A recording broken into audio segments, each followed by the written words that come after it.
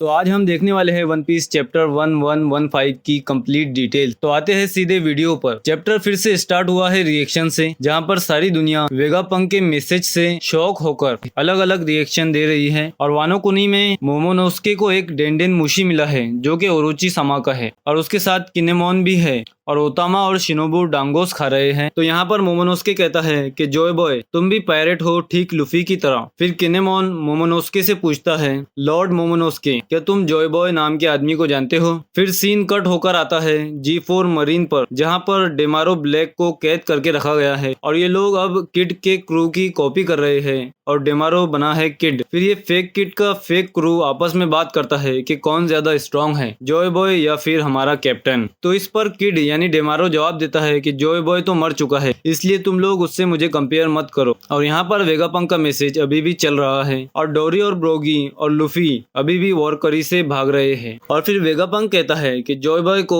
Pirate क्यों कहते थे? अगर ये जानना है तो पहले वर्ल्ड सेंचुरी के बारे में बात करनी पड़ेगी, और मैंने पोनेग्लिफ्स का स्मॉल पोर्शन ही पढ़ा है, और ये पोनेग्लिफ्स वर्ल्ड सेंचुरी के मैसिव वॉर्स का रिकॉर्ड है। और जॉय बॉय का जो एनिमी था, जो दुश्मन था, वो है अभी की वर्ल्ड गवर्नमेंट। क्या 5 एल्डर्स तब भी जिंदा थे? इन्होंने भी जॉय बॉय से फाइट की होगी। तो चलो आगे बढ़ते हैं। वॉरकरी ये सुनकर वेगापंक के नाम से चिल्लाता है। फिर सीन शिफ्ट होता है लेबोरेटरी पर, जहां मार्स कॉरिडोर से चलते हुए आ रहा है, और मार्स से कॉन्करर्स हाकी निकल रही है, जिसके इफेक्ट से छोटे छोटे डेंडेन मुशी अनकॉन्शियस होकर गिर रहे हैं। फिर वेगापंक कहता है कि जॉय बॉय के एनिमीज जो थे वो 20 नेशंस थे, और यही 20 नेशंस बाद में वर्ल्ड गवर्नमेंट बनी। और जॉय बॉय का क्रू इतना ज्यादा स्ट्रॉन्ग था कि 20 नेशंस उनके सामने कमजोर थे। और जब वेगापंक ये कहता है तब एक पैनल दिखाया गया है जिसमें जॉय बॉय निका फ्रूट का एक फॉर्म यूज कर रहा है, जिसे हमारा लुफी गियर 5 कहता है। तो जॉय बॉय जिन किंग्स से फाइट कर रहा है उनकी सिर्फ शेडो ही दिखाई गई है। फिर वेगापंक कंटिन्यू करता है और कहता है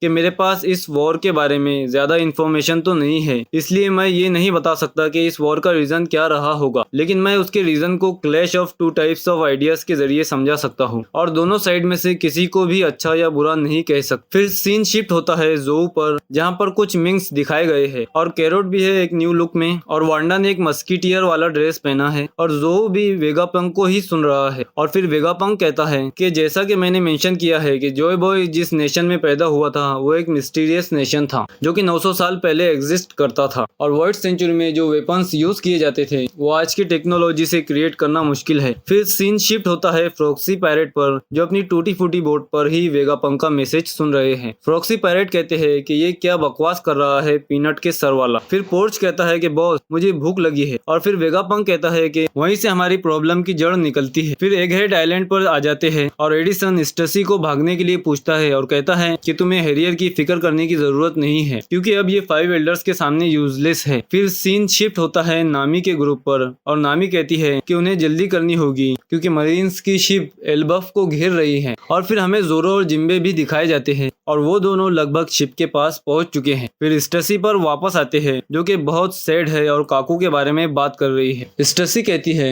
मुझे नहीं पता अब क्या करना होगा, क्योंकि स्टेला अब जा चुकी है, इसलिए मेरी जिंदगी का मकसद भी खत्म हो चुका है। और यहाँ पर नज़जुरो जियांट से ब्रेक फ्री होकर बोनी पर अटैक करता है, लेकिन फ्रैंकी बोनी को बचा लेता है और नज़जुरो के अटैक को अवॉइड कर देता है, और नज़जुरो के अटैक से जियांट की शिप कट जाती है। और फिर नज़जुरो कहता है तुम बहुत ज्यादा बकबक करते हो। फिर नज़जुरो हवा में जंप करता है और पंक रिकॉर्ड्स के साथ सारे क्लाउड को भी काट देता है, और सेराफिम और CP0 एजेंट्स को फ्री कर देता है, आजाद कर देता है। फिर वेगापंक कहता है कि जॉय बॉय की हार के साथ ही वॉइड सेंचुरी को खत्म कर दिया गया, और जॉय बॉय की डिफीट की वजह से हमारी दुनिया को जो नुकसान हुआ है उसकी भरपाई नहीं हो सकती, इसलिए हमें आइलैंड से आइलैंड जाना पड़ता है, सेल करना पड़ता है, और इसी वजह से हमको दूसरों के कल्चर देखने को नहीं मिलते। फिर हमें और रिएक्शंस दिखाए जाते हैं, जहाँ पर लोग कहते हैं कि ये बुड्ढा बिल्कुल सही कह रहा है, क्योंकि ओशियन बहुत ज्यादा डेंजरस है। फिर हमें शिमोत्सुकी विलेज दिखाया जाता है, जहाँ पर कोइशिरो भी वेगापंक का मैसेज सुन रहा है। फिर वेगापंक कहता है कि ये हमारा खुद का कॉमन सेंस है, पर ये 1000 साल पहले वाली दुनिया पर लागू नहीं होता। हम सिर्फ ये मान सकते हैं कि हमारी दुनिया में भी कई सालों पहले कॉन्टिनेंट एग्जिस्ट करते थे, और जिस वर्ल्ड में हम अभी रह रहे हैं वो सिर्फ आइलैंड है, लेकिन एक टाइम में यानी 1000 साल पहले ये भी कॉन्टिनेंट्स हुआ करते थे, लेकिन उस टाइम ओशियन का वाटर लेवल 200 मीटर लेवल तक बढ़ गया था, जिसकी वजह से वो कॉन्टिनेंट्स तक डूब गए। और जब वेगापंक बात करता है तब हमें ओशियन के बॉटम में कुछ खंडर दिखाए जाते हैं। फिर हमें और रिएक्शंस दिखाए जाते हैं और यहाँ पर रिवोल्यूशनरी आर्मी से साबो, ड्रैगन और इवांको भी अपनी रिएक्शन दे रहे हैं। और साकुरा किंगडम में डाल्टन और कुरेहा कुछ सिटीजन्स के साथ वेगापंक का मैसेज सुन रहे हैं। फिर कुरेहा हंसते हुए कहती है कि इस दुनिया में अभी भी कुछ इंटरेस्टिंग चीजें बाकी हैं। फिर हमें मिस गोल्डन वीक और मिस मेरी क्रिसमस और मिस वैलेंटाइन भी दिखाए जाते हैं। और फिर कुछ लोग ऊंचे पहाड़ों को देखकर कहते हैं कि उस टाइम जो वाटर लेवल बढ़ा होगा उसमें कितने लोगों की जान गई होगी। फिर वेगापंक कहता है कि वॉइड सेंचुरी के टाइम वाटर लेवल क्यों बढ़ा था। फिर वेगापंक कहता है कि कुछ मुसीबतें नेचुरली आई थी, लेकिन मेरी रिसर्च ये कहती है